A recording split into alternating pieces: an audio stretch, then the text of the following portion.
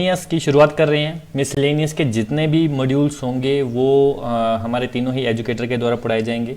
जो live stock का होगा वो हमारे द्वारा पढ़ाया जाएगा।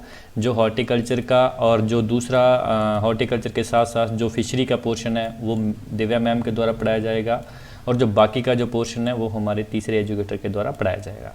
ठीक है, तो चलिए यहाँ पे शुरुआत करते हैं। यहाँ पे मिल्क कलेक्शन यूनिट्स के बारे में देख लेते हैं। मिसलेनियस में है, उसमें नबार्ड्स नॉर्म ज़्यादातर कवर किए जाएंगे। नबार्ड नॉर्म्स के साथ साथ कोई और भी इंपॉर्टेंट टॉपिक है वो भी कवर किया जाएगा। तो यहाँ पे है सबसे पहले तो automatic milk collection unit. Automatic milk collection unit ऐसी यूनिट जिसमें ऑटोमेटिक मिल्क का कलेक्शन हो। तो नबार्ड ने इसके ऊपर अपनी गाइडलाइन दी है, पैरामीटर्स दिए हैं, तो उनको देखते हैं। सबसे पहले नबार्ड ने जो अपने नॉर्म्स दिए थे वो 2014-15 के नज़दीक दिए थे। ठीक है, 2014-15 के नज़दीक दिए थे, जो कि ये मानो कि आप ये जो डेटा है ये सारा 2014-15 का होगा। लेकिन उसके बाद नबार्ड ने अपने नॉर्म्स को दोबारा नहीं दिया, अपडेट नहीं किया। तो यही नॉर्म्स इंपॉर्टेंट हैं। इनको कैसे कवर करना, कौन सा पोर्शन कवर करना है, ये वीडियो में आपको पूरा ही बता दिया जाएगा। हाँ, तो यहाँ पे अगर डेयरी सेक्टर की बात करें, इंडिया में अगर डेयरी सेक्टर में कोऑपरेटिव डेयरी और प्राइवेट डेयरी, इन दोनों को मिला के इन दोनों का जो बिजनेस है, दोनों की जो शेयर है टोटल मिल्क प्रोडक्शन में, वो है 24 to 28%। मतलब ये तकरीबन आप 30% अप्रोक्सीमेशन मान सकते हो, उससे थोड़ा सा कम। ठीक है, तो ये कोऑपरेटिव और प्राइवेट दोनों का मिला के है। बाकी का जो शेयर है वो हमारे फार्मर्स का ही है। ठीक है, जो कि अपने बेसिस पे जो मिल्क प्रोडक्शन करते हैं। तो यहाँ पे ये है कि टोटल बफेलो का बताया, ये सब आपको पता ही होगा। ठीक है, कि इतना वर्ल्ड में जो बफेलो का पॉपुलेशन है वो इंडिया शेयर करता है। ठीक है, 57.7% है। और यहाँ पे कैटल का बताया है कि 16.5% कैटल की वर्ल्ड की जो पॉपुलेशन है इंडिया शेयर करता है। ठीक है, टोटल अगर मिल्क सेक्टर का आउटपुट ये मत याद रखिए, क्योंकि 2014-15 का है और ये वैल्यू रुपीज़ में है, ये याद रखने की ज़रूरत नहीं है। तो इसमें से कुछ इंपॉर्टेंट बातें होंगी, क्योंकि अगर नबार्ड अपडेट करता तो हम इसे ज़रूर आपको लेके आते, लेकिन हर बार इसमें से लगातार, अगर पिछले साल देखो तो ज़्यादा क्वेश्चन इन्हीं नॉर्म्स में से थे, उससे पिछले साल 2 से 3 क्वेश्चन थे, उससे पिछले साल भी सारे क्वेश्चन, काफ़ी क्वेश्चन इसमें से थे। ठीक है, तो आपको इसमें से कुछ चीज़ें सेलेक्ट करके पढ़नी है। ठीक है, तो यहाँ पे ये बताया है कि 2015-16 में जो मिल्क का पर कैपिटा अवेलेबिलिटी थी वो 337 ग्राम पर डे थी, पर पर्सन। तो अभी बढ़ गया होगा। ठीक है, तो जो करंट का मॉड्यूल है वहाँ पे कवर होगा। अगर आपको 2015-16 की या नबार्ड के अकॉर्डिंग कोई कंडीशन लगती है, फिर ही ये वाला फॉलो आपको करना है। ये बात जरूर याद रखिएगा। तो नबार्ड वो आपको बोल देगा अकॉर्डिंग टू नबार्ड। अगर कोई डाटा कहीं पे भी कॉन्ट्राडिक्ट कर रहा है, लाइव स्टॉक का, फिशरी का, कहीं पे भी, तो वो आपको पक्का कंडीशन देगा कि अकॉर्डिंग टू नबार्ड बताओ। तो अकॉर्डिंग टू नबार्ड आते ही आपको बस ये वाले मॉड्यूल फॉलो करने हैं, फिर आपको लाइव स्टॉक का या करंट का कोई भी पार्ट है वो सब भूल जाना है। ठीक है, क्योंकि इनमें से क्वेश्चन बनते ही बनते हैं। ठीक है, तो यहाँ पे एक इम्पोर्टेंट बात यहाँ पे ये है कि 2022 तक जो मिल्क प्रोडक्शन की डिमांड एक्सपेक्टेड की जा रही है, वो एक्सपेक्ट की जा रही है। ठीक है, कि 210 मिलियन टन मिल्क का प्रोडक्शन होगा 2020 तक। जो डिमांड है वो इतनी होनी चाहिए, इतनी डिमांड है। तो ये जरूर याद रखिएगा कि अकॉर्डिंग टू नबार्ड 2020 तक जो मिल्क का प्रोडक्शन की डिमांड है वो 210 मिलियन। अगर आप भूल भी जाओ तो इसको याद रखने का सिंपल है कि एक को यहाँ से हटा दो, पीछे बचा 20। तो ये याद रखिएगा कि 210 था।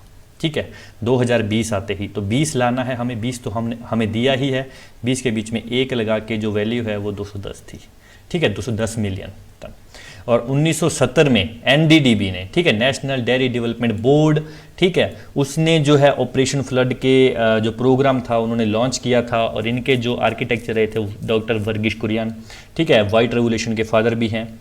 और 1999 में 1989 में जो रूरल इनकम थी वो मतलब उनको बढ़ाने के लिए लॉन्च किया गया technology mission of the dairy development, TMDD, ये याद रखिएगा, TMDD लॉन्च किया गया। तो TMDD कब लॉन्च किया गया? 1999 में, 1989 में, ठीक है। और वो ऑपरेशन फ्लड जो किया गया 1917 में, 2020 में जो मिल्क की डिमांड है वो इतनी हो जाएगी, ये याद रखिएगा।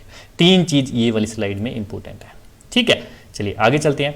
आगे वाले में क्या है कि जो MMPO का बताया है कि milk and milk products order, ठीक है, milk and milk products order 1992 की एक ऑर्डर, एक एक्ट पास की गई, ठीक है। वो क्या कि एसेंशियल कमोडिटी जो एक्ट है 1955 के अंडर की गई, जिसमें क्या किया कि डेयरी सेक्टर को डी लाइसेंस कर दिया गया, डी लाइसेंस कर दिया गया। अगर क्वेश्चन ऐसा बनता है कि इनमें से कौन सी ऐसी एक्ट या कौन से ऐसे ऑर्डर के तहत डेयरी सेक्टर को डी लाइसेंस किया गया था, तो वह milk and milk product order.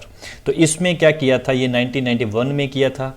इसमें क्या किया था कि कोई भी पर्सन है उसको एक लिमिट दे दी कि अगर आप इतनी लिमिट के अंदर अंदर मिल्क का प्रोडक्शन करते हो तो आपको लाइसेंस की ज़रूरत नहीं पड़ेगी, आप विदाउट लाइसेंस आप मिल्क का कलेक्शन कर सकते हो, मिल्क का प्रोडक्शन कर सकते हो, ठीक है। कि सेम वही कि 10,000 लीटर से 10,000 लीटर पर डे अगर कोई मिल्क का प्रोडक्शन करता है कोई पर्सन, ठीक है, कोई डेयरी प्लांट है, वो 10,000 लीटर पर डे अगर कोई मिल्क का कलेक्शन करता है, या पर ईयर अगर बात करें, पर एनम बात करें तो 500 मिल्क सॉलिड का अगर करता है तो ठीक है, तो मिल्क सॉलिड का अगर वो 500 मिलियन टन करता है तो उसे रजिस्टर करवाने की ज़रूरत पड़ेगी। तो ये याद रखिएगा कि अकॉर्डिंग टू नाबार्ड लाइसेंस एक फार्मर को, एक पर्सन को, एक डेयरी प्लांट को तभी चाहिए होगा जब वो 10,000 लीटर पर डे का मिल्क कलेक्शन करेगा, हैंडल करेगा, उससे ज़्यादा, मोर देन, ठीक है। और अगर पर एनम का आए तो 500 मिलियन टन, ठीक है। तो ये दो चीज़ यहाँ पे मोस्ट इंपॉर्टेंट है, ठीक है। आगे चलते हैं, आगे है कोऑपरेटिव और प्राइवेट सेक्टर का को फाइनेंस भी कर सकते हैं, लोन भी ले सकता है, ठीक है। अगर उसका जो मिल्क कलेक्शन है, उसका डेली का प्रोक्योरमेंट है मिल्क का, ठीक है, डेयरी का, वो 350 लीटर से ज़्यादा है तो वो फाइनेंसिंग के लिए एलिजिबल है, चाहे कोऑपरेटिव है चाहे प्राइवेट सेक्टर है। और अगर यहाँ पे बात आती है ऑटोमेटिक मिल्क कलेक्शन स्टेशन की, ठीक है, अगर ऑटोमेटिक मिल्क कलेक्शन की जिसकी हम बात कर रहे हैं स्टार्टिंग से, अगर वो यूनिट की बात आती है तो उस जो है मिल्क यूनियन का, डेयरी का, कोऑपरेटिव सोसाइटी का, कोई भी हम सेंटर कलेक्शन किसी भी पर्सन का, जो उसका डेली का कलेक्शन है वो 400 लीटर पर डे से ज़्यादा होना चाहिए तो वो इसके लिए फाइनेंसिंग के लिए एलिजिबल है। तो ये इंपॉर्टेंट यहाँ पे हुआ कि ऑटोमेटिक मिल्क कलेक्शन स्टेशन के लिए एक पर्सन के पास डेली का 400 लीटर से ज़्यादा मिल्क का कलेक्शन होना चाहिए, ठीक है। चलिए आगे चलते हैं। ये वाला नेशनल डेयरी जो प्लान है इसका बताया, यहाँ पे उसका आउटले बताया हुआ है, फाइनेंशियल आउटले, इन्वेस्टमेंट कितना उसने किया है, ठीक है। तो ये तो मेरे ख्याल से फाइनेंशियल आउटले याद रखने की जरूरत है नहीं, लेकिन फिर भी रखोगे तो 22 में 20 जोड़े 42 ऐसे याद रख सकते हो, ठीक है। तो इसको खास याद रखने की जरूरत है नहीं है, लेकिन इसका ये याद रख लीजिए कि जो इसका पीरियड था, इसका पीरियड 2011-12 से लेकर 2018-19 तक रहा है, तो ये इंपॉर्टेंट था। तो NDPI अगर कौन से पीरियड में था तो वो ये वाले पीरियड में था, ये 6 ईयर का, लगभग 6 से 7 ईयर ये लगभग चला है, तो इसे ऐसे भी आप याद रख सकते हो, ये वाला ज़्यादा जरूरी है, ठीक है। आगे चलते हैं, आगे है प्रोजेक्ट की पूरी हमें डिटेल बताई हुई है, जिसकी हम बात कर रहे हैं ऑटोमेटिक मिल्क कलेक्शन स्टेशन की यूनिट की, उसकी यहाँ पे स्पेसिफिकेशन बताई है कि वो 1 आवर में, 1 घंटे में वो 120 से 150 मिल्क के सैंपल का एनालिसिस कर सकती है, 120 से लेके 150, ठीक है। मतलब यहाँ पे ये देखिए कि 1 घंटे में 60 मिनट होते हैं, तो ये 2 से 2.5 गुना काम करेगा, 2 से 2.5 गुना, मतलब 1 मिनट में ये 2 से 2.5 सैंपल लेगा, ठीक है। और आगे देखिए जो फैट का मेजरमेंट ये करेगा, फैट का 0 से लेके 13% तक ये फैट का मेजरमेंट कर सकता है, ठीक है। इसकी कैपेसिटी की बात करेंगे, मेजरिंग कैपेसिटी कितनी है इसकी मैक्सिमम, मतलब 1 आवर में अगर देखें तो 120 से 150।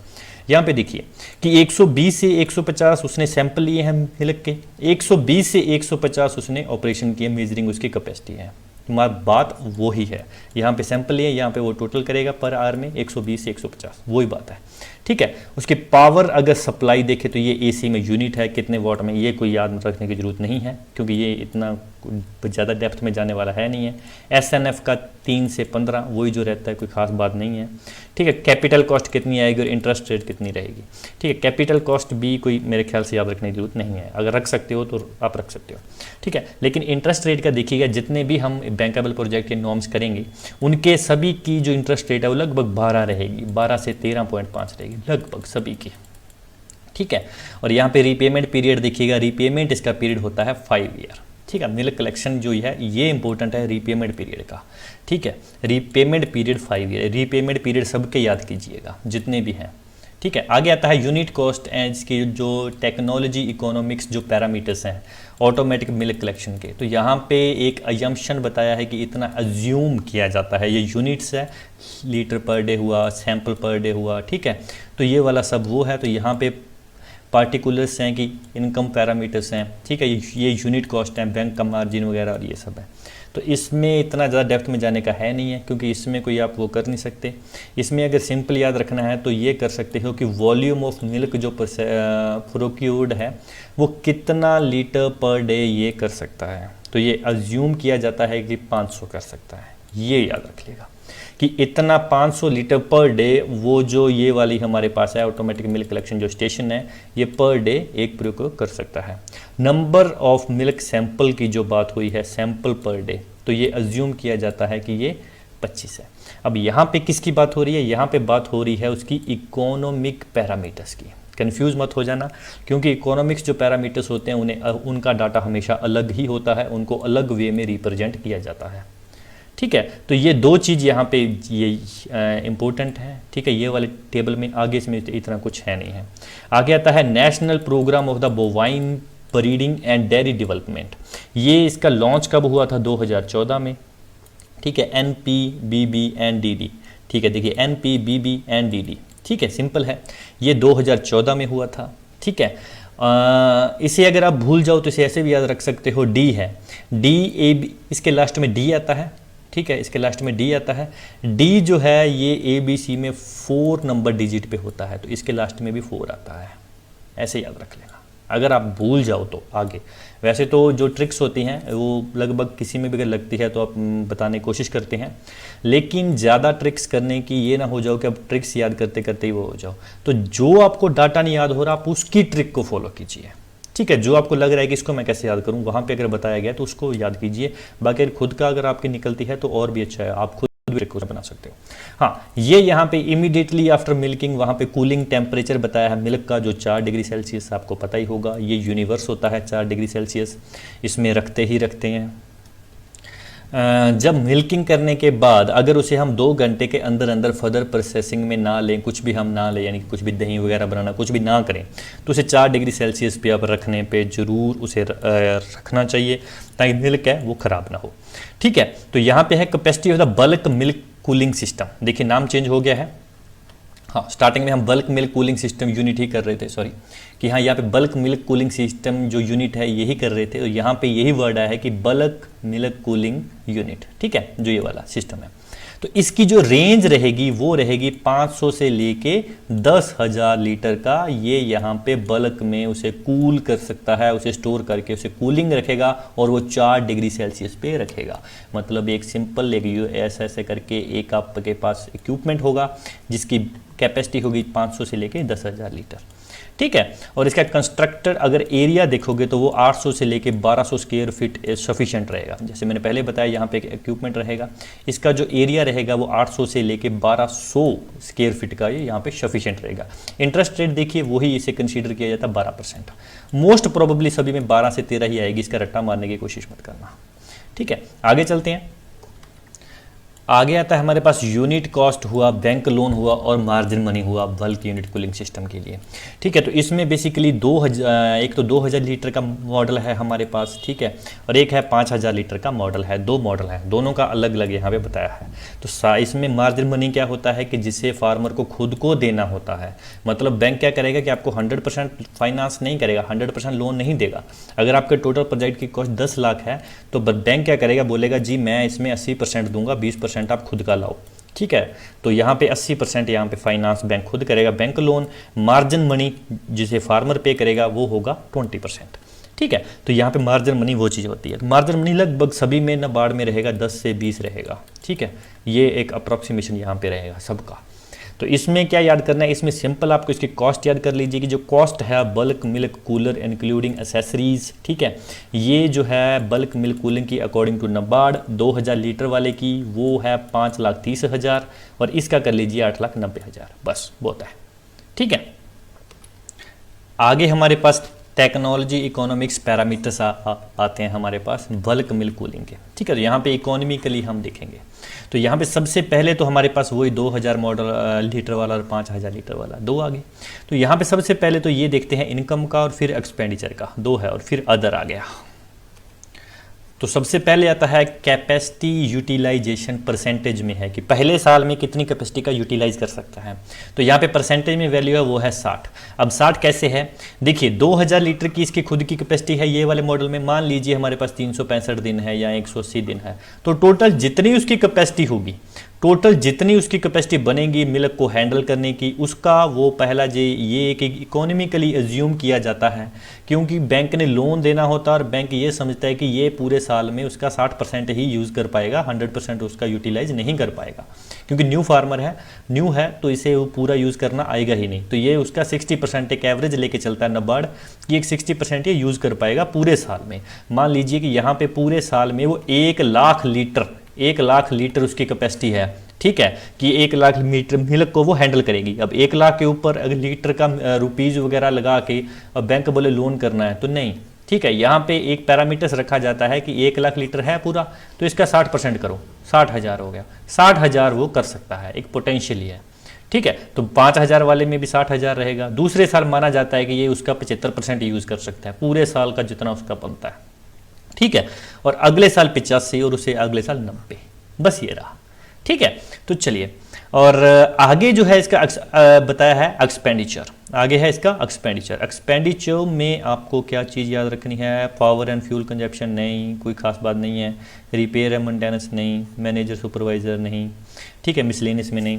तो एक्सपेंडिचर में ज़्यादा कुछ याद करने का है नहीं, क्योंकि ये चीज़ें आपके याद नहीं रहने वाली है, ये डाटा है और ये याद करना ऐसा कोई बात है नहीं है इसमें, ठीक है। अगर कोई वॉलंटियर करना चाहे तो कर सकता है, ठीक है। आगे आता है डेप्रीशिएशन। डेप्रीशिएशन बेसिकली होता क्या है, यहाँ पे 10%, यहाँ पे 10% है, ठीक है। इंटरेस्ट रेट वो 12 और रीपेमेंट पीरियड इसमें 9 है और इसमें 5000 वाले का 8 है।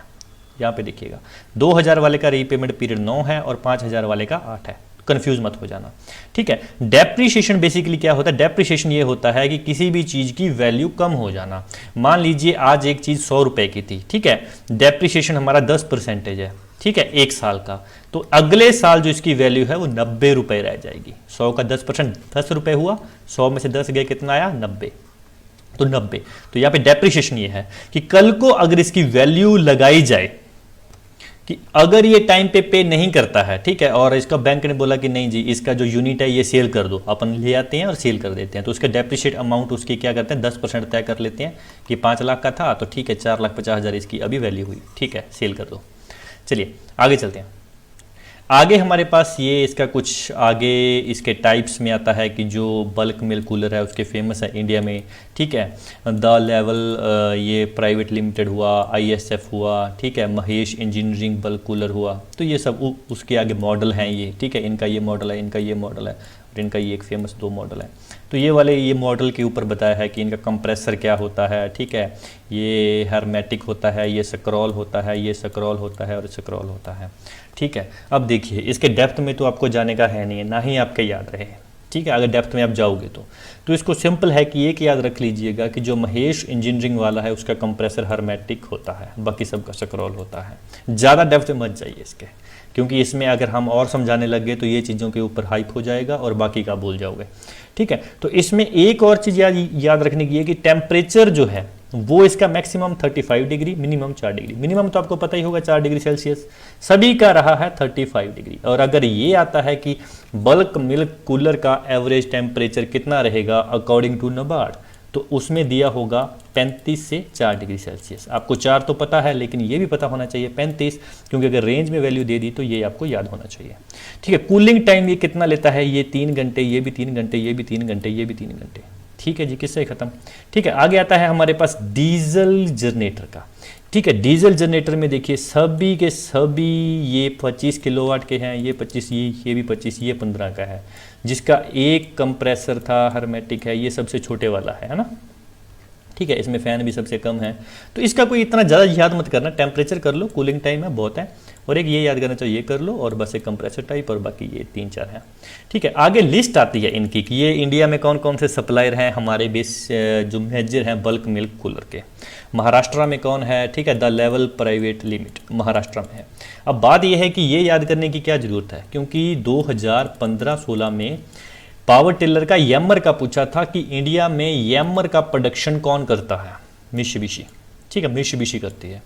ठीक है, तो वो क्वेश्चन 2015-16 में आपको मिल जाएगा, जब पैटर्न चेंज नहीं हुआ था, जब लास्ट वाला जब वो रीजनिंग और एप्टीट्यूड काउंट होता था, उस टाइम पे ये क्वेश्चन आया था। तो ये जो अगर नाबार्ड का ये डेटा है तो इसको थोड़ा देख ही लीजिए आप। ठीक है, इसमें देखिए इसको याद करने का तरीका क्या है, कुछ चीज़ें तो आपको वैसे ही याद हो जाएंगी। ठीक है, यहाँ पे देखिए new dairy engineering and trading company, यहाँ पे प्राइवेट, ये यहाँ पे कहाँ पे है, ये दिल्ली में है। कैसे, देखिए न्यू डेयरी ND, यहाँ पे न्यू दिल्ली, न्यू दिल्ली, दिल्ली। ठीक है, ऐसे ही इसे याद कर लीजिए। ठीक है, और इंडियन डेयरी मशीनरी जो कंपनी है वो गुजरात में है। गुजरात में 2 है हमारे पास, है ना, एक है महेश इंजीनियरिंग अहमदाबाद। ये 2-3 बस ऐसे करके याद कर लो, ज़्यादा नहीं। चेन्नई में भी 2 है। कुल मिला के हमारे पास ये 2 गुजरात में है, एक महाराष्ट्र में है, एक दिल्ली में, 2 चेन्नई में, 6 है हमारे पास। ठीक है, चलिए आगे आता है हमारे पास काउ रेयरिंग में। ठीक है, काउ रेयरिंग में हमारे पास क्या आता है कि इसमें जो इंपॉर्टेंट हमारी इंडिजीनियस काउ है उनके ऊपर नाबार्ड की कुछ गाइडलाइन है, उनको देखेंगे। ठीक है, तो सबसे पहले तो नाबार्ड ने ये बोला है कि विमेन का जो इसमें एंगेजमेंट है, जो विमेन का वर्क फोर्स जो इसमें शेयर है इंडिया के लाइफ स्टॉक सेक्टर में, वो है 69%। ये जो नाबार्ड ने अकॉर्डिंग टू नाबार्ड और 2014-15 में ये वाले नॉर्म्स दिए थे। ठीक है, तो अगर करंटली कुछ ईयर लगता है तो वो जो करंट का होगा वो फॉलो होगा, वरना 69% होगा। ठीक है, और इसमें अज्यूम की जाती है इसकी इंटरेस्ट रेट वही 12% जो पहले बोला, रीपेमेंट पीरियड वही 5 to 7 ईयर। ठीक है, काऊ का, शीप का, इन सब का लगभग 5 to 7 ईयर ही रहेगा। ठीक है, और इनका अगर देखिए कि इनकी जो लोन है वो 2 से 3 स्टेजेस में डिस्बर्स की जाती है, कि थोड़ी थोड़ी मतलब 3 एक टायर में कर दी जाती है, कि एक अभी कर दी, फिर थोड़े टाइम बाद, फिर थोड़े टाइम बाद, फिर थोड़े टाइम बाद। मार्जिन मनी वही 5 से 25% है, मतलब ये बैंक डिसाइड करेगी कितना परसेंट है फार्मर को खुद को देना होगा। मार्जिन मनी वही होता है जो फार्मर खुद को देता है, बैंक फाइनेंस नहीं करेगा। ठीक है, चलिए आगे क्या है कि आगे है इसमें वही इकोनॉमिकली इसकी प्रोजेक्ट टेक्नोलॉजी है, पैरामीटर्स हैं। तो यहाँ पे अगर क्वेश्चन ये आता है कि अगर according to NABARD Sahiwal graded average milk yield कितनी है। ठीक है, देखिए वैसे उसकी यील्ड कितनी भी हो सकती है, लेकिन इकोनॉमिकली नाबार्ड ने तय किया है कि अगर लोन करनी है तो ये देख के किया जाता है कि एक नाबार्ड की गाइडलाइन के अकॉर्डिंग एक ग्रेडेड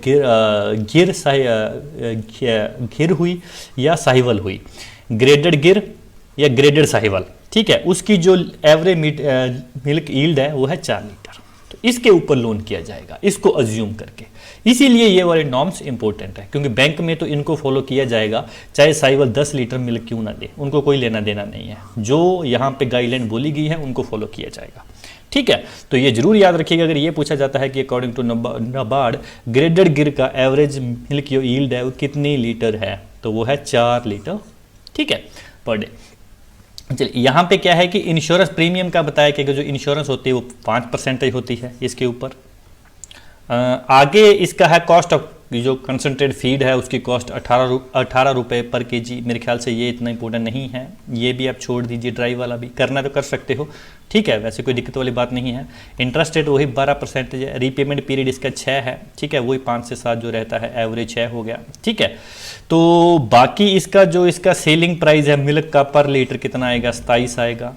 तो यहाँ पे लैक्टेशन इसका डे बोला गया है, लैक्टेशन डे कितने हैं, 270। इकोनॉमिकली माना गया है नाबार्ड ने कि इकोनॉमिकली हम 270 डे को ही कंसीडर करेंगे, चाहे वो 305 दिन तक दे, चाहे 310 हो, चाहे 320 हो।